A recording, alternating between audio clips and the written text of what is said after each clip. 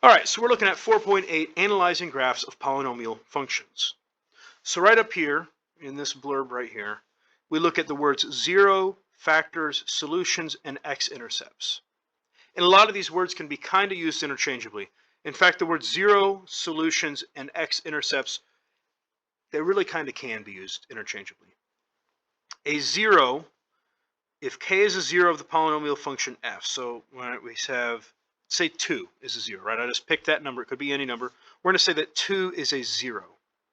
Well, down here, that would mean that my x-intercept would be 2, and you could write him as a point 2, 0. This zero, this zero, right, we have the word zero up here and a zero down there. That also corresponds to the zero in f of x equals 0. So the solution here, solution, if k is a solution or a root of the polynomial equation, f of x equals 0. So this would also be 2, because it would be a solution. So 0, solution, and x-intercept can almost be used interchangeably. They have a little bit of a different connotation.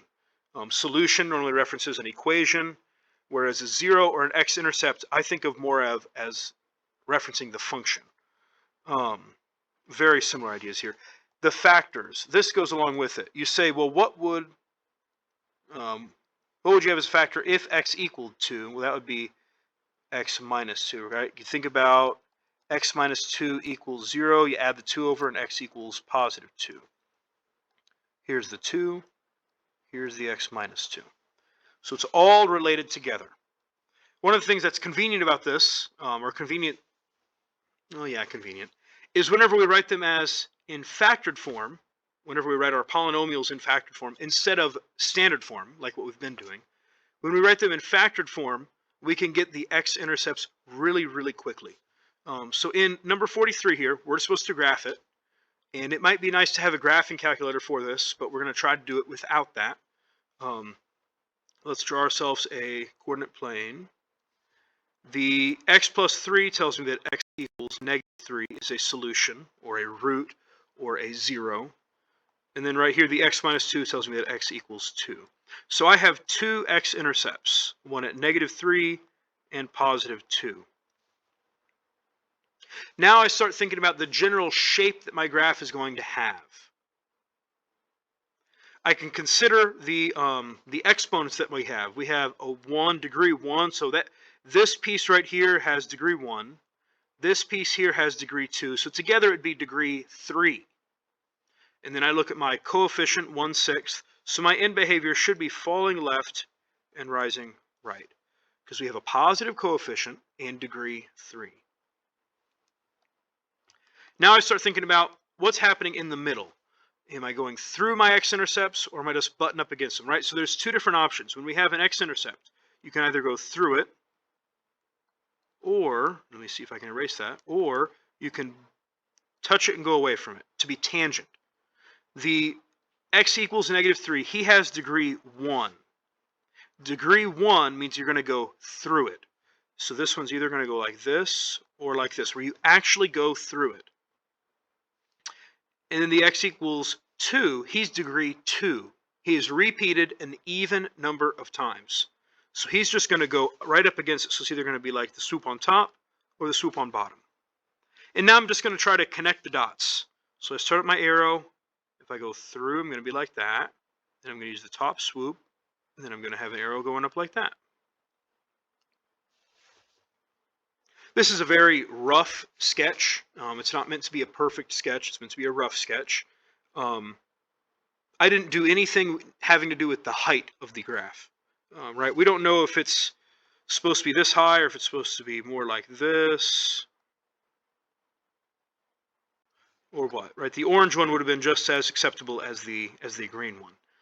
For us, we're just doing sketches. What I would do if I were you is I would type this into a graphing calculator, and I'd probably try to figure out where about my y-intercept would be.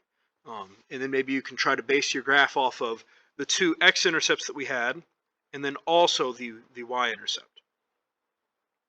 All right, that's how we're going to be graphing with x-intercepts, how we're going to be graphing in factored form.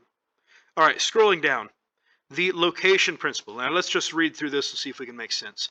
If f is a polynomial function and a and b are two real numbers such that f of a is less than 0 and f of b is greater than 0, then f has at least one real 0 between a and b. All right, let's unpack this. Let me see if I can draw a little bit better. It's having a hard time letting me zoom in. All right, there we go. We'll say we have some.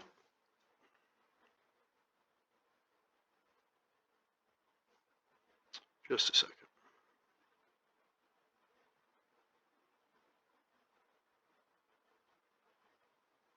Here we were. All right, we have some letter A, and then we also have B. They tell me that A is less than 0, so there's some point down here. B is greater than 0. And because our graph has to be connected, right, to be continuous, there has to somehow be a curve that goes through this. So at some point, we had to cross the x-intercept. So that's what that first blurb is reading, or is meaning. Next up, a turning point, right? You think about a roller coaster having a turning point. It's either the top or the bottom. A turning point is a relative maximum or minimum. They are called relative maximum or minimum. I don't know why we have this piece. Relative max or min, right? You have a top or a bottom. The graph of every polynomial function of degree n has at most n minus 1 turning points, right? So a degree 2 polynomial can have one turning point, right? You think about a parabola, right? The parent function of parabola looks something like that.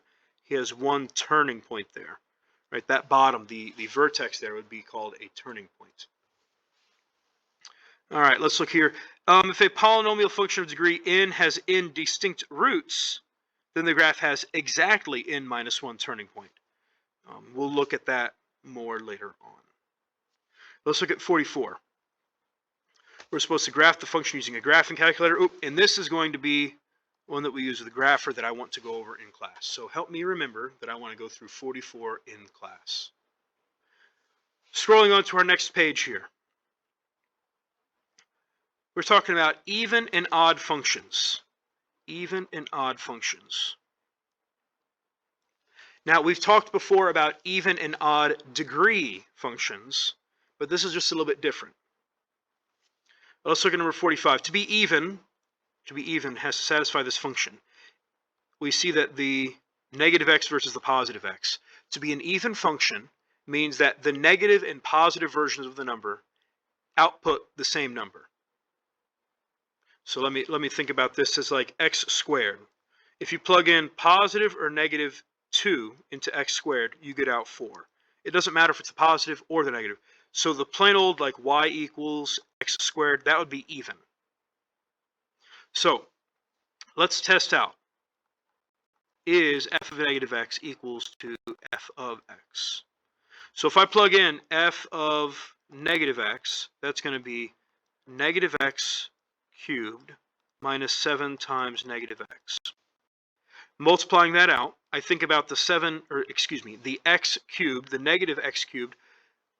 With cubic pieces, you can actually pull the negative out front, and you don't have to use the parentheses. And then we'll have plus 7x at the end. And we want to ask ourselves, is this the same as our original? It is not. So that means that it is not even. And then we want to look at odd. To be odd means that f of negative x equals negative f of x. So let's look at an example of this. Y equals x cubed.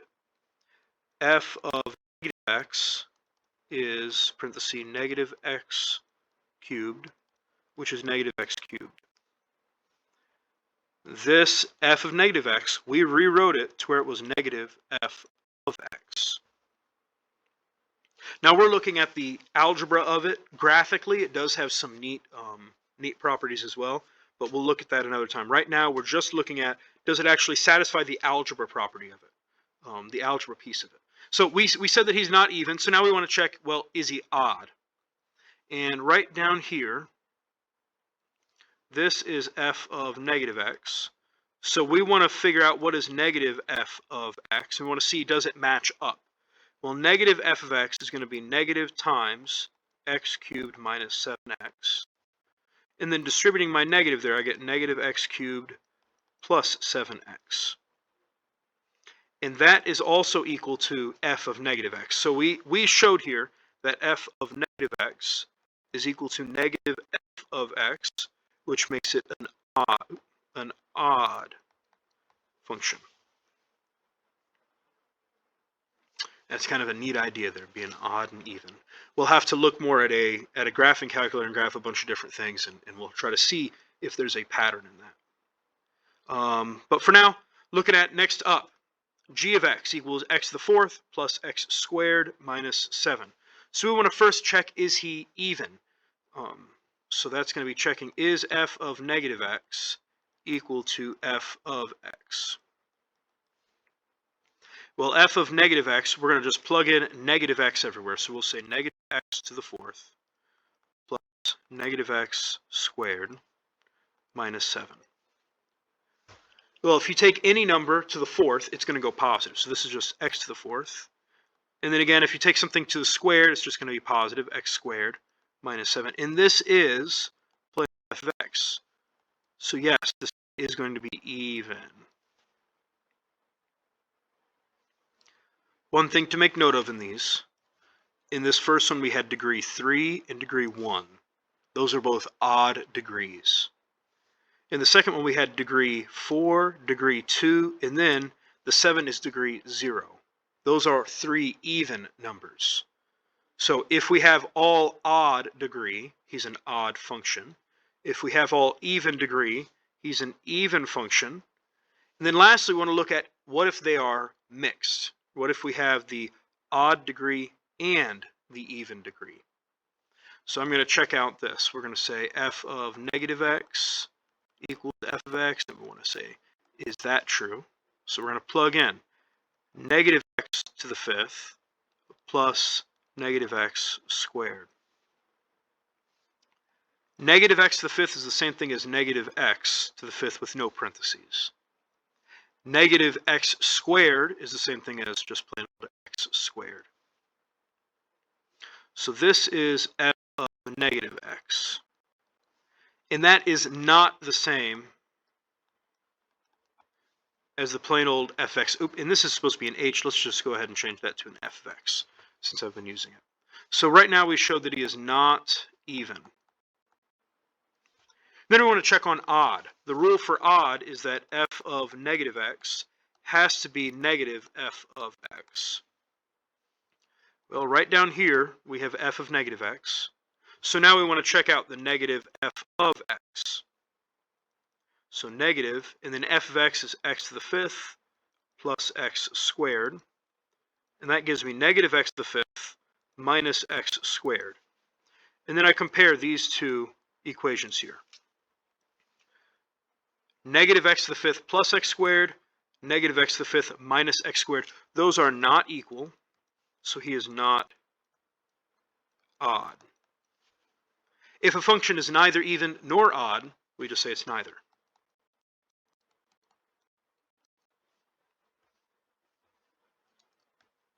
And that's all we say for that. So these are our three situations. We had odd, even, and neither. And then like I was talking about, the degrees. In the first one, we had degree 3 and degree 1, right? The degree 1 would be like right there. Those are both odd, making the whole thing odd. So there's a shortcut that you are allowed to use. If you don't want to do all the work that we had here, you can just look at the degrees, and if they are if they are all odd degree, then the whole function is going to be odd. For our second, we had 4, 2, and then degree, like this would be like x to the 0, degree 0. These are all even, making the function even.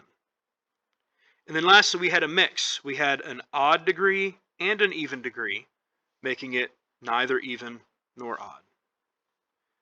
And what you'll see graphically, and I think we'll have to talk more about this in class, is that an even function will be symmetric on the y-axis, meaning you could like fold the graph on the y-axis and it would match up the left and the right side. An odd degree, or excuse me, an odd function is symmetric about the origin. So you think about the cubic graph. He looks roughly like this. If you took this left piece and you rotated it about the origin, and it would be a 180-degree rotation, it would end up lining up with the other piece. So that's what it means to be symmetric about the origin. Sometimes it's hard to see the rotation, but you can always check, is it actually odd, and then you know that it has to have that 180-degree rotation. All right, that is all for this section. Big things, back up here, we only did one problem like it, but when you're in factored form and you're supposed to graph, you want to try to pull out the x-intercepts, and you want to look at, is the x-intercept a turning point, or is it going to go straight through it? And then you can draw in your curve. All right, this was 4.8, analyzing graphs of polynomial functions.